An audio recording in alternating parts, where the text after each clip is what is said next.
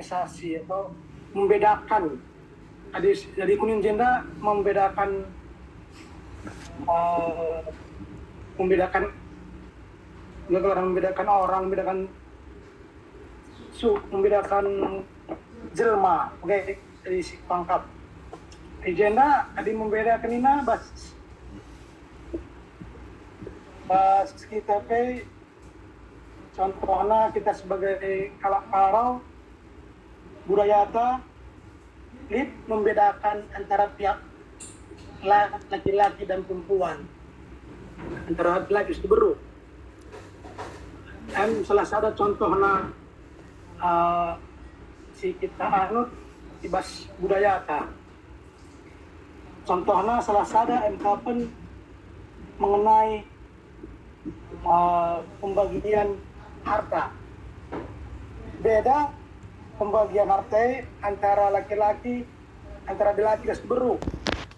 Otomatis lalap lebih memulai untuk si laki dengan si beru. Walaupun pihak oleh si anak si beru salah sada kapan si buen untuk ngurus orang tua, tetapi di masalah harta dengan rusur di bas kita kalau karo lalap lebih besar buen men anak dilaki salah sada mungkin si perlu si kita benaikan ibas budayata adi dere serimin pihak anak dilaki nak diberu gelah wagalar ya gelah lanelit perbedaan antara anak dilaki ras dulu, tetapi kita budaya tanenari bagai lalap masih terbawa ngasa gundari anpe gundari nggak obas pada undang-undang anak laki ras anak diberu musri hakna ape ciberem bujur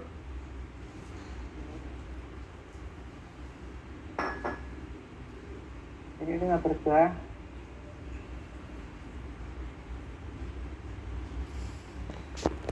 Baik. Ya, oke. Tapi oke dengan aku penungkunan Kevin memang ibas negara anta baru nengape ku share ndai bas WA grup ta. Bas negara anta milit pasal 24 ya. Undang-Undang Dasar di mana anak terlantar dan fakir miskin itu ditanggung oleh negara. Jadi memang secara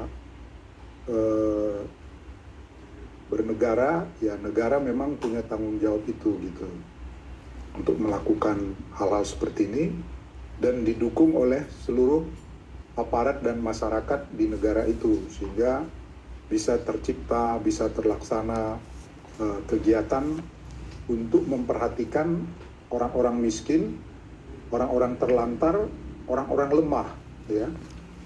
Di sini telu hal bas Alkitab undai faktornya kepada orang-orang yang terlantar, orang miskin dan lemah. Nah itu nggak boleh kita melakukan diskriminasi terhadap mereka. Gitu. Nah, hanya saja rohna atau jiwane, lit min bas kita kerinan, tapi tuan rumah nggak bagikan misalnya olah rayo gitu ya. Lit bentuk-bentuk yang bisa diaplikasikan. Jadi jangan hanya sebagai definisi, hanya himbauan, hanya pemahaman saja, tapi tidak dilakukan. Nah, jadi yang penting menurut aku tataran lebih lanjut yaitu menjalankannya. Dan ini Kevin mengaplikasikannya, bagaimana ini kita aplikasikan, ya. Sebab iman, pengharapan dan kasih, beriman kuat pun kita, punya pengharapan hebat pun kita, tapi tanpa kasih tidak ada gunanya. Jadi uga nyidahkan kekelengan. Ibas gereja antape ngu ilakokan ya secara sinodal litnge pantai asuhan, pantai jompo ya. yang disability ya, Alpha Omega, artinya ketelu faktor yang dandai tetap si kerjakan kita begitu. Nah, aku akap si perlu si dukung, si lakukan sebagai aplikasi kita berpihak kepada itu. Maka waktu kita lihat spontanitas, lihat runggun gereja melaksanakan aksi berbagi kepada Alpha Omega, kita pengen tersengih sepakat sesuai bahan PJJ buat aksi. Kita kumpulkan dana, kita titip kepada kabit diakonia kita, si membagi ku Alpha Omega, maka si bagikan sengih tanggal 1 Juli atau 2 Juni ya waktu itu ya, 1 Juli atau 2 Juli mau si realisasikan. Jadi kepedulian itu tidak hanya pada tataran kata-kata, tapi memang harus kita laksanakan. Maka ada yang mesti laksanakan, NDP bergiah-giah kita gitu, memberikan kita kebahagiaan ya. Kita merasakan itu seperti dorongan yang selalu Tuhan Yesus ketika dia melihat orang lemah, terlantar dan sakit itu, tergeraklah hatinya oleh belas kasihan. Jadi kata-kata kalimat penggalan itulah yang selalu menggema, menggelora di hati kita jemaat atau anak-anak Tuhan, tergeraklah hati kita oleh belas kasihan. Seperti Kevin tadi, Lydia dilema, paradok. Saya harus bantu, ini gimana nih? Nah gitu. Kalau udah terkait ke refugee, pengungsi, itu memang harus urusan negara. Sebab adik kita Karije terlibat lah siangka banci salah gitu ya, kalau itu. Jadi memang itu sebaiknya kalau ada di situ ya kita laporkan ke aparat setempat, RT, RW, atau lurah, atau camat, kalau ada nomor telepon, ke polisi, ke tentara yang ada di kita ya kita laporkan. Di sini ada segerombolan orang yang dugaan saya mereka itu pengungsi. Kita harus laporkan. Itulah bagian kepedulian itu, bukan kita yang datang memperhatikannya, memberi makan, taruh ke rumah kita. Itu salah gitu ya. Jadi pengetahuan sebagai perlu dimiliki ya. Bagi IDKI, adi sibreken senman peminta-minta di jalan raya yang di Sopan itu kita Perda DKI bilang kita salah. Nggak boleh memberikan uang kepada peminta-minta di pinggir jalan di DKI, nggak boleh lagi seperti itu gitu. Karena dinas sosial si geranakin rusuh tangkapna babanaku panti, tapi balika rusuh. Tapi maka perlu partisipasi adik kita mukuah hateta segesi breken sen ya tumbuhnya suburnya dia melakukan hal seperti itu. Jadi kuakap memang Anda perlu pahami antara mana aspek pribadi kita yang dipahami seperti yang dimau oleh roh firman Tuhan ini tadi ya. Jadi kita harus jeli di dalam hal itu gitu ya. Adilit ibas halaman sada iturikan tentang definisi diskriminasi yang dikeluarkan oleh Komnas HAM tahun 2023. Ada tentang 4 hal itu tadi: pengutamaan, pengecualian, pelarangan, dan pembedaan. Adi NDP si pahami secara logika, ini memang itu bisa disebut diskriminasi. Tapi ada aspek lain yang menyatakan ini nggak diskriminasi. Contoh, layanan VVIP ya. Layanan VVIP ya, 4 hal ini semua terjadi. Nggak boleh sembarangan orang untuk dilayani secara VVIP. Karena ya pasti dikecualikan, orang ini boleh atau nggak boleh. Ini dibedakan semuanya. Tapi bukan berarti itu salah. Maksud saya definisi Komnas HAM ini pun jangan nanti kita salah menafsirkannya, harus pada konteksnya ya. Kita lihat gitu supaya lebih luas. Jangan kita terjebak asal melakukan sesuatu seperti definisi 4 ini berarti kita mendiskriminasi. Jadi sebenarnya ada diskriminasi positif. Sebenarnya ada yang diskriminasi dalam pengertian yang salah tadi ya. Diskriminasi positif ya di mana-mana sekarang melakukan, bahkan kita baru-baru ini Presiden mengeluarkan visa golden visa ya. orang yang mau membawa duit jutaan US dollar ke Indonesia dan investasi, dia langsung dikasih visa 5 tahun, 10 tahun, sehingga dia bisa berusaha di Indonesia dan bisa mengembalikan investasinya. Nah, jadi contoh-contoh seperti itu ada masa-masanya. Kenapa kebijakan itu dibuat?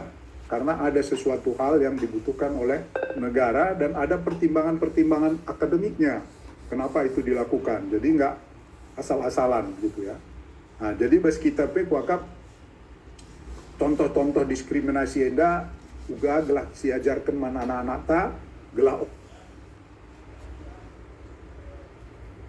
sikap-sikap diskriminasi dari contoh yang dia terima dari rumah, dari kita sendiri. Nah, ini sangat paradoksial sekali ya, kita menyatakan sesuatu olah kami ngisap nak pun ninta tapi kita ngisap gitu. Itu kan contoh yang paradoksial sekali, sehingga hal-hal itu bagaimana menjadi masuk kepada kenangan yang indah buat anak-anak kita di benaknya ketika masih kecil, sehingga itu menjadi satu pola yang bisa dia tiru. Tapi marilah kita memberikan contoh-contoh ini supaya jangan anak-anak kita pun menjadikan hal-hal seperti itu terjadi. Jadi tetap adidai dia pentalin baskalak karo pelit kayak gelarna contoh diskriminasi tadi itu. Nah, memang ini serba susah ya. Apakah itu disebut diskriminasi pada zaman dulu itu gitu ya? Pada zaman dulu itu ketika orang Karo masih di hutan-hutan, ketika orang Karo masih di suatu desa-desa yang masih miskin, masih memang yang bagaimana ya, laki-laki ditonjolkan di situ, sehingga latar belakang ini kita kan konteks zaman dulunya ya harus secara antropologi maunya harus kita angkat juga kalau mau menilai keadaan-keadaan seperti itu secara objektif gitu. Tapi kita tidak mengetahui semua itu dan cuman sekarang berjalan akhirnya dia menuju kepada keseimbangan yang digunakan adalah aturan aturan negara. Bahkan ekstrimnya dari contoh ini tadi ya orang Minang. Kalau orang Minang justru perempuan yang ditonjolkan gitu ya, perempuan yang punya hak gitu. Nah, ini pun kan bentuk-bentuk diskriminasi kah seperti itu gitu. Nah, itulah mungkin ada satu faktor budaya berdasarkan backgroundnya seperti apa dulu. Nah, itu terjadi sehingga ini jangan dianggap sebagai suatu diskriminasi, tapi kekayaan lokal, kebijakan lokal pada saat itu yang perlu kita pahami kenapa itu terjadi gitu. Justru yang kita anggap diskriminasi ya ini tadilah, nyatanya kalau kita memang menghina orang, kita melakukan perampasan hak orang yang nyata-nyata di depan kita membedakan seperti pengalaman ini ya. Kalau kita baca buku atau dengarkan video, kenapa pemimpin India ya, Muhammad Gandhi itu nggak mau menjadi orang Kristen, tetapi dia percaya Injil, dia melakukan kasih berdasarkan Injil, karena dia waktu ke gereja di Inggris, di London, dia orang pintar, jago, terbaik. Ketika dia mau masuk ke gereja, diusir sama pendeta dan jemaat gereja itu. Kamu bukan di sini gerejamu, kamu orang hitam. Di sini hanya gereja orang putih. Nah, itu kan diskriminasi. Sejak saat itu dia bilang dia nggak mau jadi anggota gereja, nggak mau jadi orang Kristen. Tapi Injil itu dia percaya, dia baca, dia jalankan dalam kehidupan dia, karena itu dianggap baik sama dia. Nah, jadi inilah banyak contoh-contoh yang bisa kita coba renungkan dalam kehidupan kita supaya kita pun bisa memahami tentang isu ya, tema soal diskriminasi yang diangkat pada PJJ kita malam hari ini. Selanjutnya mungkin nanti kita serahkan, di sini ada William, dia juga yang kemarin memimpin di sermon. Saya pikir juga baik sekali, banyak lengkap latar belakang dan penjelasan yang bisa kita dengarkan, sehingga saya tidak mengulang apa yang dituliskan di dalam bimbingan sermon yang kemarin disampaikan. Bujur.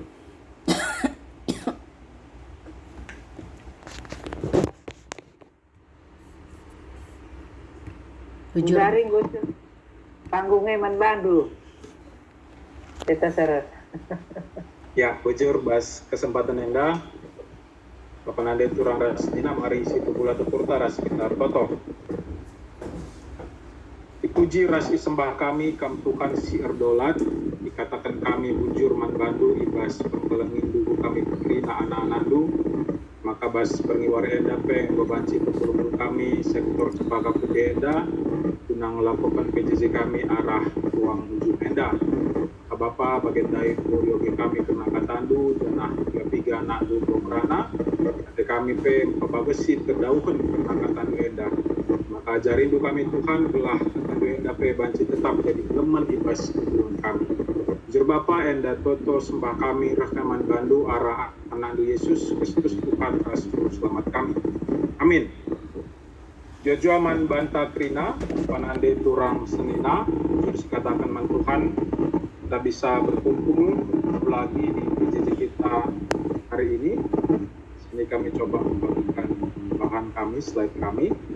Tadi kita sudah baca karena tema dan bahan kita tegakkan hak kalak si debat, artinya menghargai hak-hak orang lain dan secara fokus dia membawa kita pada isu tentang diskriminasi. Jadi kita mau lihat, kita mau belajar bersama, kita mau mengulang lagi karena tema-tema tentang diskriminasi yang bahannya diambil dari Ulangan 24 ya ayat 17 sampai 18 tadi.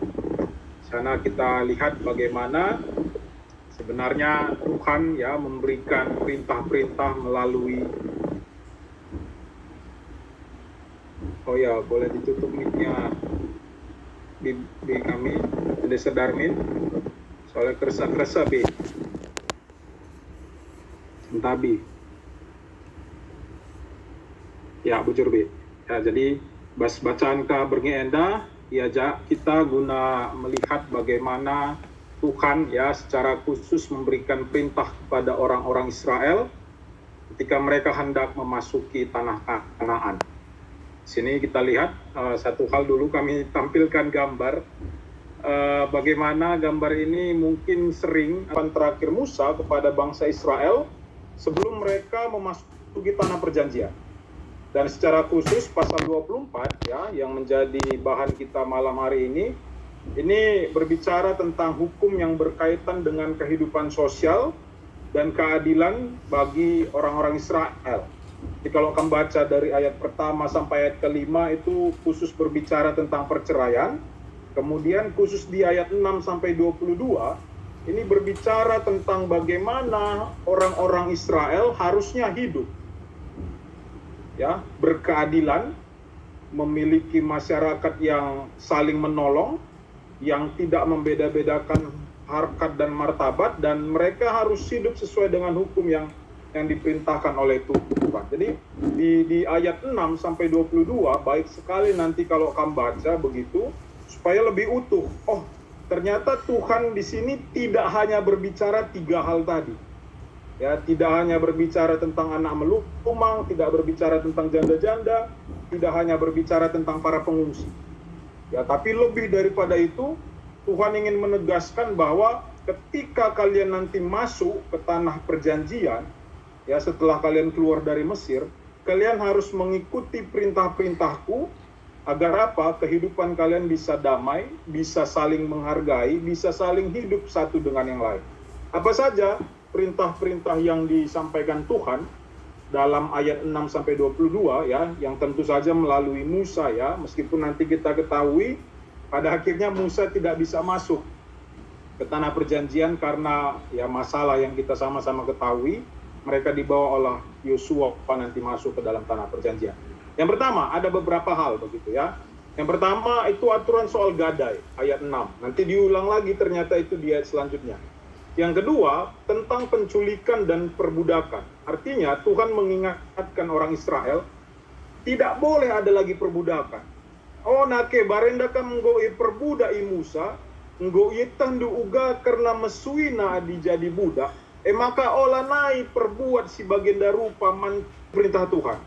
Tidak ada lagi perbudakan sesama orang Israel. Walaupun nanti kita lihat kalau dalam konteksnya pada waktu itu, hal perbudakan itu masih sangat umum. Bahkan di luar orang Israel itu masih sangat umum. Ya, masih sangat umum. Tapi orang Israel secara tegas diperintahkan oleh Tuhan, jangan ada perbudakan di antara kalian.